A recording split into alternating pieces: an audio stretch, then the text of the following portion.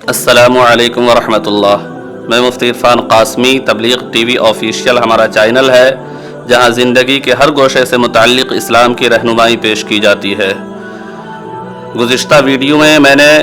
بھوت، شیطان اور جنات وغیرہ کی حقیقت بیان کی تھی۔ اس ویڈیو میں یہ بیان کروں گا کہ کیا شیطان اور جنات وغیرہ انسان کے پاس آ سکتے ہیں اور انسان کو پریشان کر سکتے ہیں یا نہیں، اور اگر انسان کو پریشان کر سکتے ہیں شیطان اور جنات وغیرہ تو ان سے بچنے کا طریقہ کیا ہے، ان سے بچنے کا راستہ کیا ہے۔ تو یہ بات تو یقینی اور بدیہی ہے کہ شیطان اس کو اللہ تبارک و تعالیٰ نے اور جنوں کو اللہ تبارک و تعالیٰ نے اتنی طاقتیں دے رکھی ہے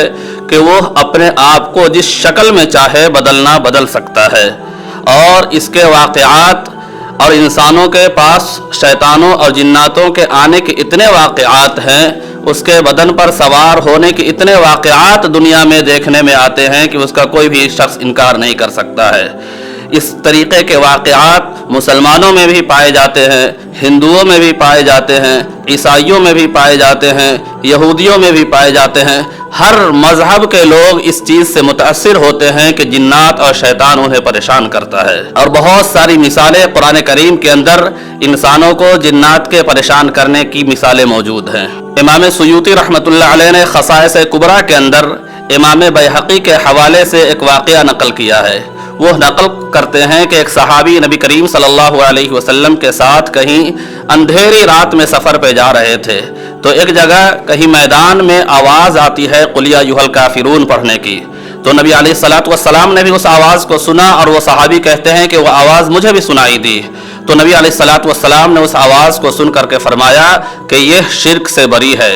پھر وہ صحابی فرماتے ہیں کہ ہم لوگ اور آگے بڑھے اور ہمارا سفر چلتا رہا، پھر ایک جگہ آواز آتی ہے قل هو اللہ احد پڑھنے کی۔ تو نبی علیہ الصلوۃ والسلام نے فرمایا کہ اس کی مغفرت ہو گئی۔ تو وہ صحابی فرماتے ہیں کہ میں نے ان آوازوں کو سن کر کے دیکھا کہ آخر یہ آواز آ کہاں سے رہی ہے، تو میں نے ہر طرف نظر گھما کر کے دیکھا، چاروں طرف دیکھا، لیکن مجھے کوئی بھی نظر نہیں آیا۔ امام سیوطی رحمۃ اللہ علیہ خصائص کبریٰ کے اندر ہی ایک دوسرا واقعہ ابو دجانہ رضی اللہ عنہ کا نقل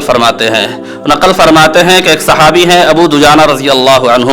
وہ اپنی شکایت لے کر نبی علیہ الصلوۃ والسلام کے پاس آتے ہیں، اور نبی علیہ الصلوۃ والسلام سے شکایت کیا کہ یا رسول اللہ، جنات ہمیں بہت پریشان کیا کرتا ہے۔ تو نبی علیہ الصلوۃ والسلام نے کہا کہ ابو دجانہ جاؤ ایک دوات لے کر کے آؤ اور ایک کاغذ لے کر کے آؤ۔ اور وہ صحابی کہتے ہیں کہ میں دوات اور کاغذ لے کر کے آیا، تو نبی علیہ الصلوۃ والسلام نے حضرت علی رضی اللہ عنہ سے 2 پرچی پر کچھ لکھوا کر کے ہمیں دیا، اور فرمایا کہ ایک پرچی کو اپنے گھر کے اندر لٹکا دو اور ایک پرچی کو اپنے سرہانے رکھ کر کے سو جاؤ۔ ابو دجانہ رضی اللہ عنہ فرماتے ہیں کہ میں اس پرچی کو اپنے سرہانے رکھ کر کے ایک کو لٹکا دیا اور ایک کو اپنے سرہانے رکھ کر کے سو گیا۔ تو رات میں جب میں سو چکا تھا، اچانک چیخنے کی آواز آتی ہے، ابو دجانہ تم نے یہ کیا کر دیا، مجھے چھوڑ دو، تم نے تو مجھے جلا ہی دیا، تم اس پرچی کو ہٹا دو جو لٹکائے ہو اور جو سرہانے رکھے ہو، میں آئندہ کبھی بھی تمہارے گھر کے اندر نہیں آؤں گا۔ یہ 2 واقعے میں نے بیان کیے، جن 2 واقعات سے پتہ چلتا ہے کہ جنات کی آواز سنائی دیتی ہے۔ اب میں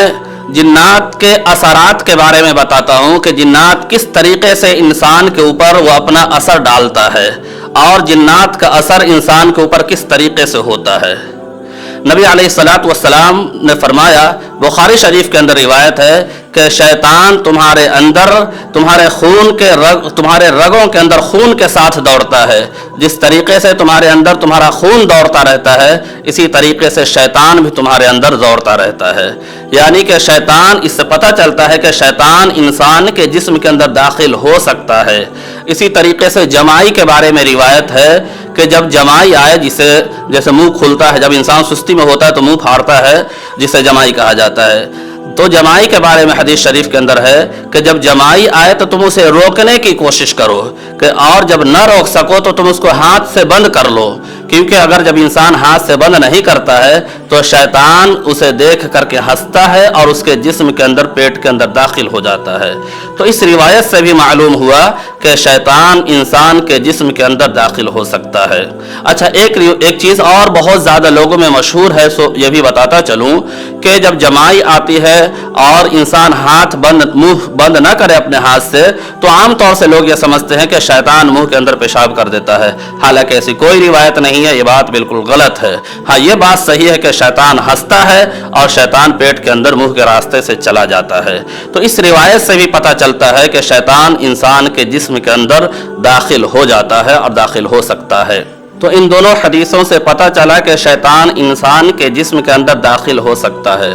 اور ایک حدیث کے اندر ہے کہ کبھی کبھی انسان کے جسم کے اندر شیطان داخل نہیں ہوتا ہے، لیکن پھر بھی اللہ تبارک و تعالیٰ نے اس کو طاقت دے رکھی ہے کہ وہ انسان کے ذہن پہ کنٹرول کر سکتا ہے، انسان کے دماغ کو وہ کنٹرول کر سکتا ہے۔ نبی علیہ الصلوۃ والسلام نے فرمایا کہ شیطان انسان کے دل پر اپنا سونڈ رکھے رہتا ہے، اور جب جیسے ہی انسان اللہ کا ذکر کرتا ہے تو وہ سونڈ کو ہٹا لیتا ہے، اور جب انسان کا دل اللہ کے ذکر سے غافل ہوتا ہے تو وہ وسوسہ ڈالنے لگتا ہے۔ تو معلوم ہوا کہ شیطان اپنے سونڈ کے ذریعے سے، جس طریقے سے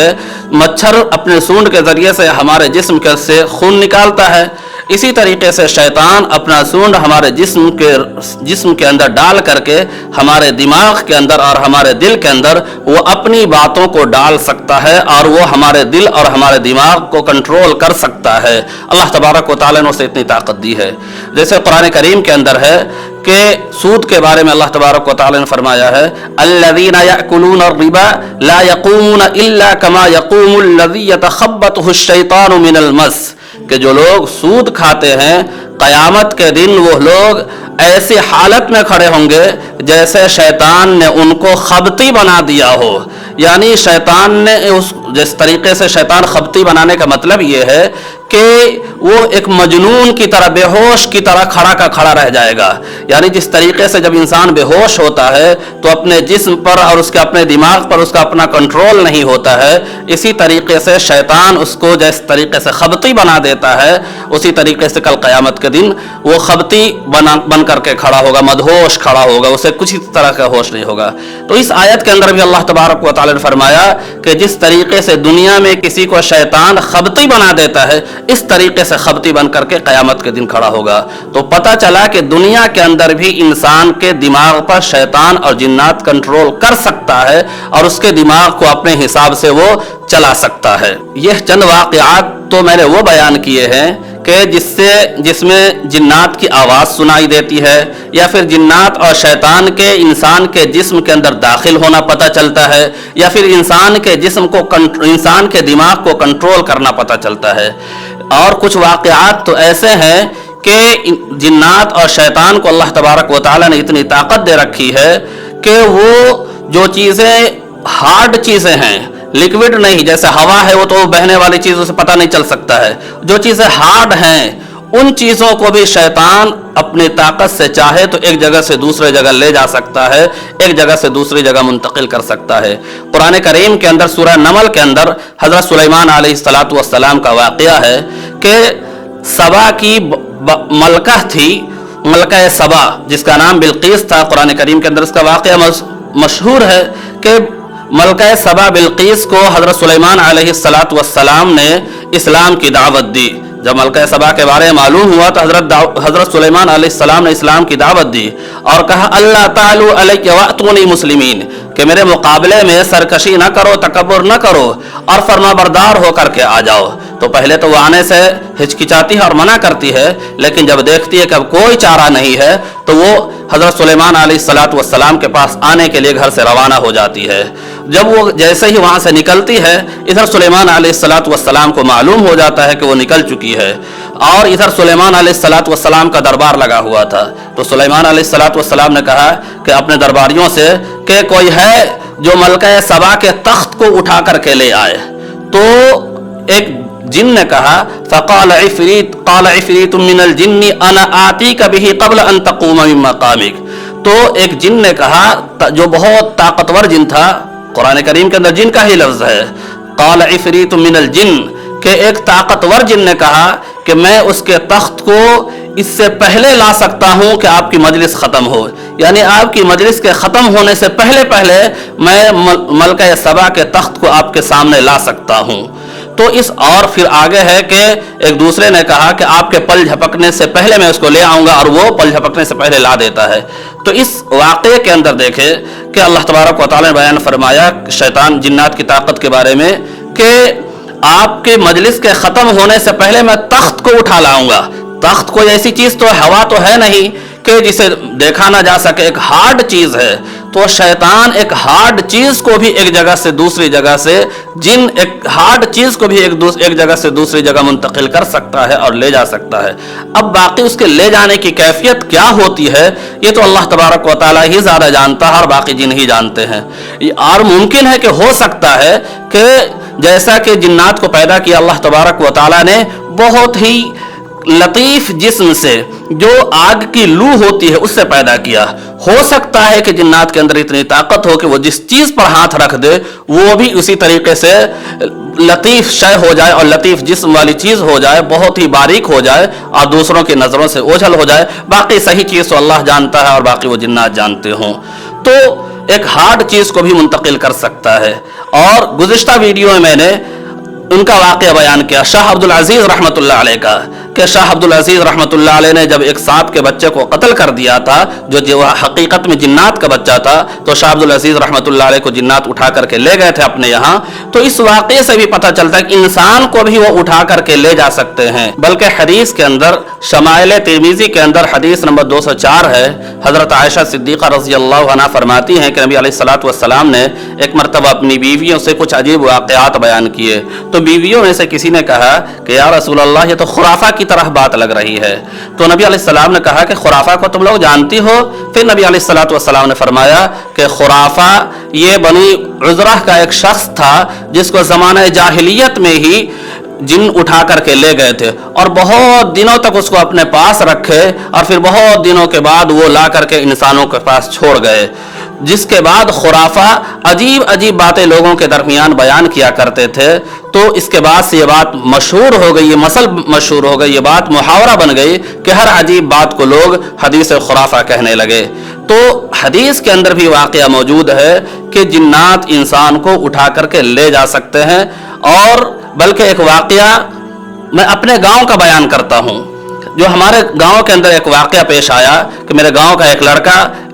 تراویح کے بعد، عشاء کی نماز ہوئی، اس کے بعد تراویح ہوئی، تراویح کے بعد تراویح کی نماز جب ختم ہوئی تو وہ گھر جا رہا تھا۔ ابھی گھر کے دروازے پہ پہنچا تھا کہ اس کا ہاتھ پیچھے سے آ کر کوئی پکڑا۔ وہ جیسے ہی مڑ کر کے دیکھتا ہے کہ اس کی آنکھ بند ہو جاتی ہے اور وہ غائب ہو جاتا ہے۔ پوری رات اس کے گھر کے لوگ پریشان رہے، محلے کے لوگ بھی ڈھونڈتے رہے کہ آخر کہاں گیا۔ سارے رشتہ داروں سے پوچھ لیا گیا، معلوم کر لیا گیا کہ آخر کہیں ہو کہ اس کی کچھ خبر پتہ چلے، کچھ نہیں پتہ چلا۔ اور صبح میں وہ کہتا ہے کہ جب میری آنکھ کھلی تو میں وہیں پہ کھڑا تھا جہاں سے میں غائب ہوا تھا۔ تو انسان کو بھی جنات لے جا سکتے ہیں۔ بلکہ ایک واقعہ میں اپنے گھر کا بتاتا ہوں۔ میرا چھوٹا بھائی ہے، وہ ایک مرتبہ میرے گاؤں کے بغل میں ایک جگہ مزار لگتا ہے وہاں، اور مزار کے موقع سے میلہ بھی لگتا ہے، وہ میلہ دیکھنے چلا گیا۔ وہاں سے لوٹنے میں ذرا رات ہو گئی، رات اتنی بھی نہیں ہوئی تھی کہ بہت رات ہو جائے، بلکہ عشاء سے پہلے ہی کا وقت تھا، ابھی عشاء کی نماز بھی نہیں ہوئی تھی۔ وہاں سے وہ لوٹ رہا تھا تو راستے میں ایک پل ہے جہاں پہ کچھ لوگ بیٹھے ہوئے، کچھ لڑکے بیٹھے ہوئے تھے۔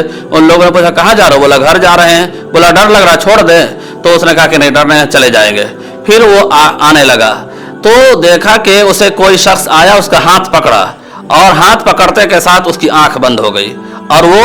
پھر جب اس کی آنکھ کھلی تو ایک